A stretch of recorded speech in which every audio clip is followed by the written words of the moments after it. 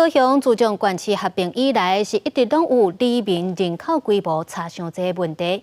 其中左营福山里人口有45000多人，是全国上大的里。甲上细的里旗山区中寮里是差253倍。不少议员都认为需要来改进。原来民政局是表示讲，未来会以4000户为基础，重新来编组。福山里有可能会拆做5个里，到时阵会当来减轻里长负担。 来到公园的凉亭会当看到有袂少时大的休困开讲。这是高雄左营的福山里，因为人口数有45000多人，若是高雄也是全国上大的里。这么侪里面，说干那靠一个里长在服务。自县市合并了后，70多年来一直有议员提出来讨论，认为需要重新编规。为了要减轻里长的负担，民政局伫17讲已经有新的编组计划，未来福山里可能会拆做5个里。消息一出来，当地里民也无共款的看法。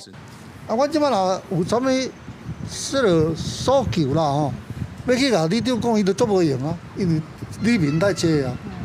你也算讲里民较少，敢若一个里长，咱去遐讲，伊就较有员工，通替咱办事。因为你拆成5个里吼，变成吼你5个里长的意见就济啊。虽讲有里民加里长伤济，若意见无共会影响地方发展，但大多数的里民拢是赞同的。福山里长叶德良表示，对新计划无意见，不管市府安怎做，伊拢会配合。不过有议员认为，民政局用户数来做争辩的标准，包括密集式的大楼上济4000户，人口济交通利便的所在2000户等等，这款做法无够妥当。伊会透天的，伊的公务这我你讲，迄里就是爬甲下一串咯。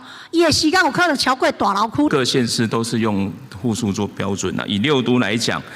所谓的密集式的大楼，或是这个人口密集的交通方面地区，它的户数最高都落在3500到4500之间呢。